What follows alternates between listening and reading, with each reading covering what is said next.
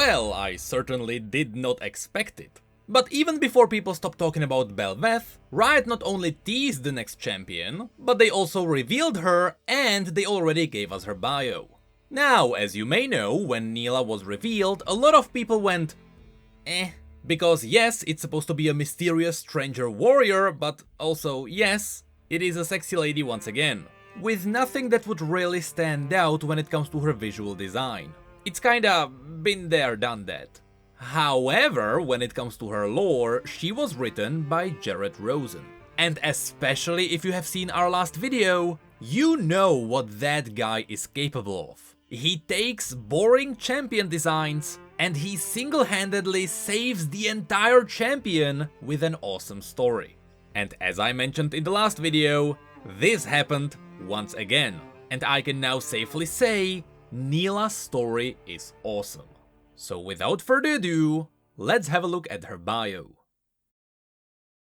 A confident and joyful woman who always wears an eerie smile. Nilah's sudden arrival in Bilgewater has sent the city into an uproar. Her duels with rampaging sea serpents defy the limits of human ability, racing across the surface of the open ocean. With a whip blade formed from glittering prismatic water, she scales great beasts before dramatically slaying them, pausing only to thank her worthy enemies for their efforts. Any threat taller than a house is guaranteed to draw her into combat, and the deadlier and physically larger the threat is, the more determined she becomes to challenge and destroy it.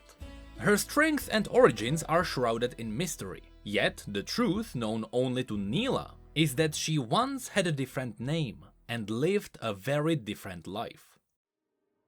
The precocious child of a large Kathkani family, the girl who would become Nilah was not a warrior at all. Rather, she was a lanky bookworm with an interest in myths and legends. Kathkan had known relative peace since its neighbor Kamavor's collapse, almost 1,000 years prior, and had no further need for great warriors or storied heroes. Or at least, that's what Nilah believed.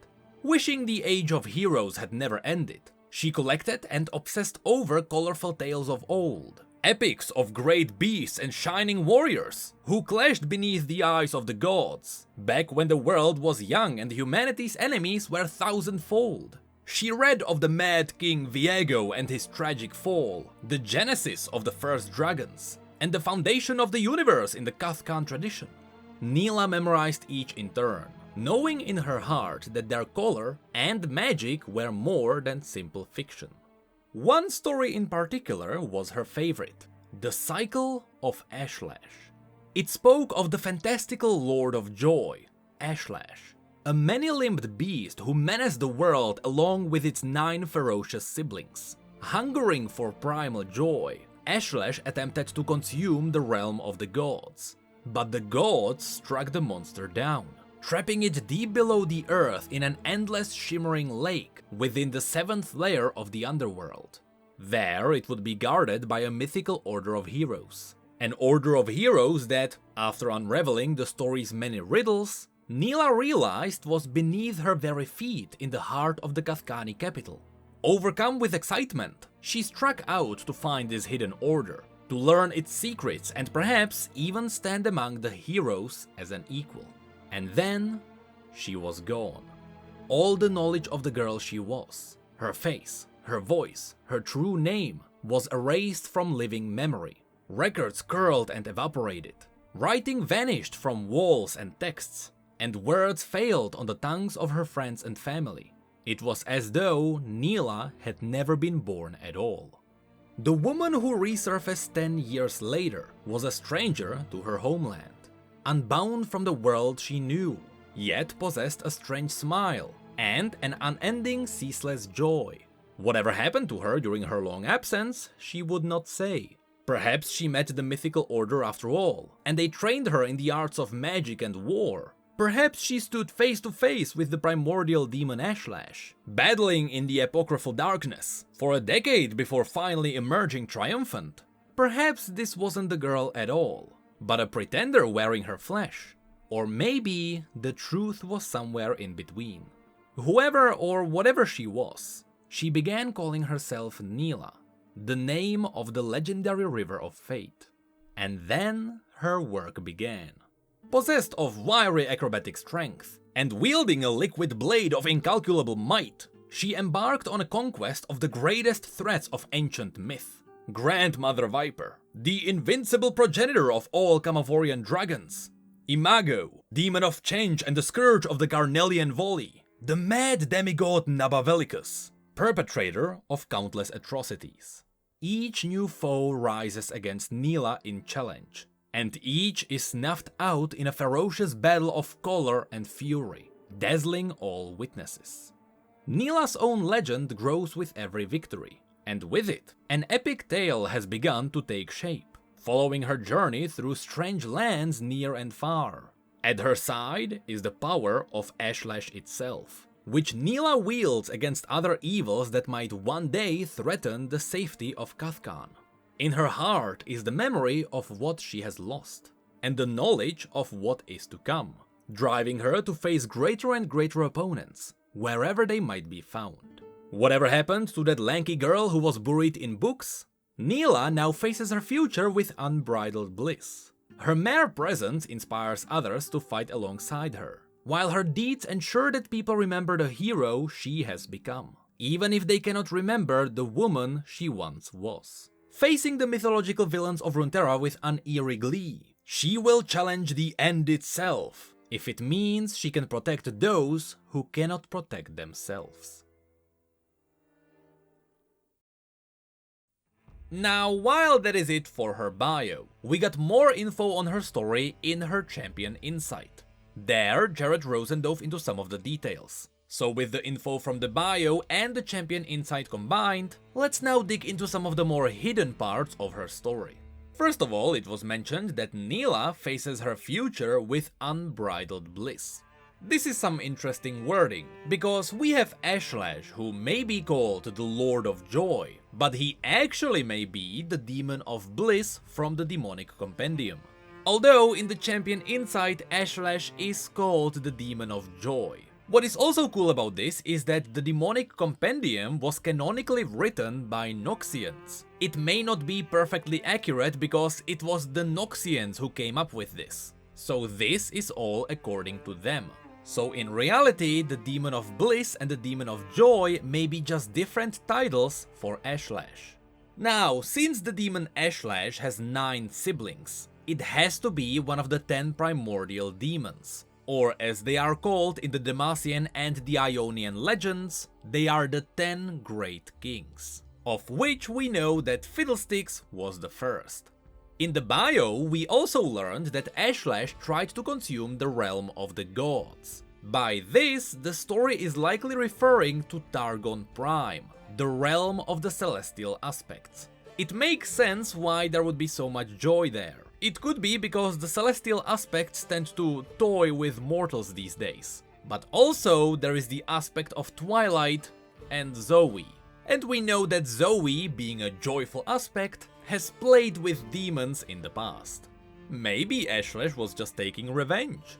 Anyway, it was mentioned that Ashlash has many limbs, just like Atakan and Tibulk. So I wonder if these two are also primordial demons. But I believe they are still one of the lesser ones. If Tibulk was a primordial demon, Annie would be equivalent to a celestial ascended. Now that I say it, Atakan and Tibulk were technically used by Mordekaiser during his wars. I wouldn't be surprised if Mordekaiser weaponized primordial demons. Then in the Insight it is mentioned that she is an epic, monster-slaying hero who's building her own legend day by day. This is cool because this is what Nilah wanted to do before Nilah became Nilah. And this is also tied to the next quote from the Insight. Ashlash annihilated her entire emotional spectrum besides joy. She can observe that she is feeling other things, or that she wants to feel other things. There's a lot of sadness and loss in her life, but she can't feel anything but positive towards it, which is conflicting. So yes, in the Insight it was confirmed that Ashlash annihilated her entire emotional spectrum besides joy. So the demon is forcing Nilah into being joyous all the time, even if she doesn't want to be. This alone is such a cool twist on the character. And it is this really creepy twist that I was expecting from Jared Rosen. This makes me wonder, why is Nilah really slaying all the monsters? Is it because the primordial demons are fighting for dominance? And those monsters are tied to other demons? Or is it because young Nilah just liked mythical stories? She wanted to be one of the heroes, and so now the demon allows her to be a hero slaying monsters because that brings her joy, and that allows the demon to feed. What is also interesting here is that in the bio it was mentioned multiple times that Nilah is fighting to protect those who can't protect themselves. Once again, this might be just her being a hero, because she wanted to be a great hero since her childhood. But the bio mentioned that she's also knowledgeable of what is to come, so it is likely that she knows about the great threat of the void. And she is specifically going out and slaying big monsters because she knows it brings her joy, and she knows she is feeding Ashlash. And if she feeds it enough, it may be able to protect them all. But of course, it is a demon, so there is going to be a dark twist. But for the most part, I do believe she is just slaying monsters because that's what she always wanted to do. The demon allows her to do it, and in the process, the demon is feeding on her joy. Next, it was mentioned that Nilah originates from Kathkan, a country southeast of, and once a rival of, ancient Kamavor.